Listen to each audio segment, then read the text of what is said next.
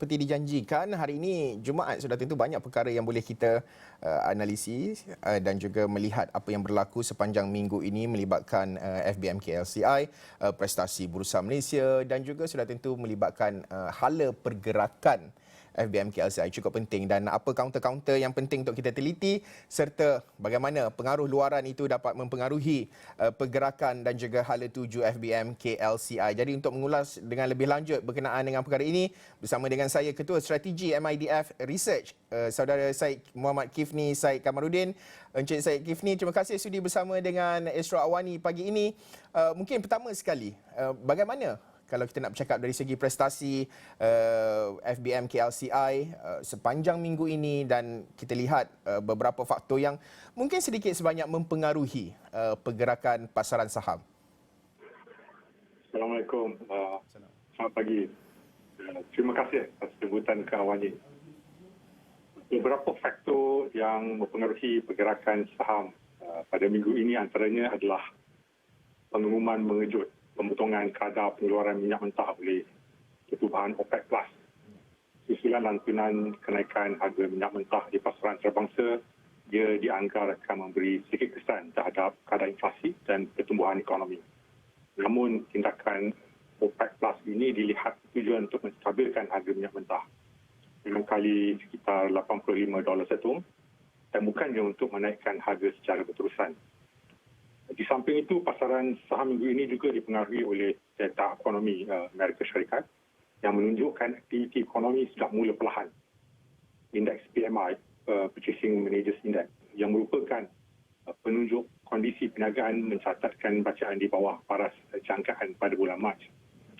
Dan jumlah peluang pekerjaan terbuka atau job openings pada bulan Februari dan jumlah pengambilan pekerja sektor swasta pada bulan Mac juga masing-masing menunjukkan penurunan. Aktiviti ekonomi yang mula perlahan ini dilihat sebagai akibat yang dihasrat atau intended consequences berikutan tindakan Reserve Persekutuan Amerika Syarikat menaikkan kadar faedah berkali-kali semenjak setahun lalu. Oleh itu, kerana dengan penurunan kadar kepesatan ekonomi, kadar inflasi juga dilihat dapat diperlahankan.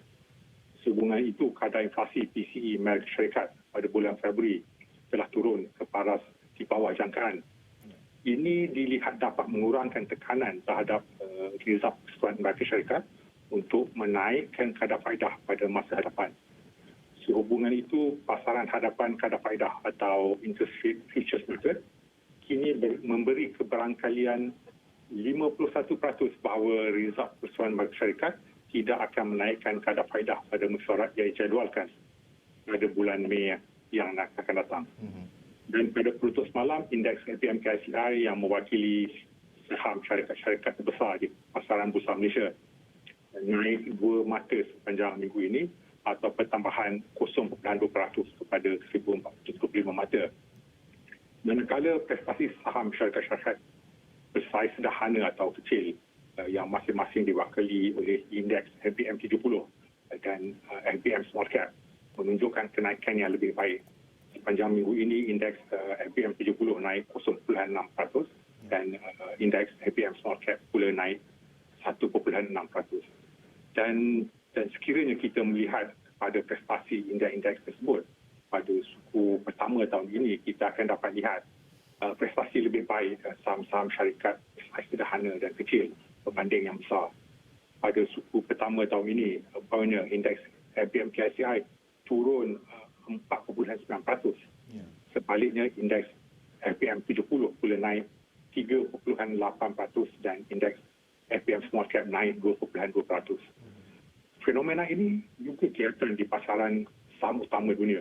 Di pasaran saham New York Amerika Syarikat, indeks Dow Jones yang mewakili saham-saham syarikat besar naik hanya 0.4% pada suku pertama tahun ini, manakala indeks Nasdaq Composite yang mewakili saham-saham pertumbuhan mencatat kenaikan yang jauh lebih tinggi sebanyak 16.8%. Jangkaan bahawa siri kenaikan kadar faedah sudah sampai penghujungnya dilihat menjadi makin terhadap kenaikan saham-saham pertumbuhan yang secara amnya lebih sensitif terhadap pergerakan kadar faedah.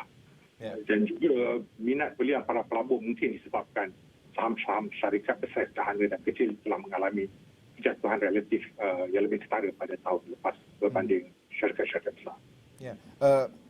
Encik Syed Kifni, mungkin counter ataupun sektor mana yang mendahului dan mana yang mengalami kejatuhan kalau minggu lepas ataupun dalam suku pertama kita nampak banyak ianya dipengaruhi oleh Silicon Valley Bank dan apa pengaruh-pengaruh luaran itu, tapi untuk kali ini counter sektor mana yang dilihat mengalami mendahului dan juga mengalami kejatuhan?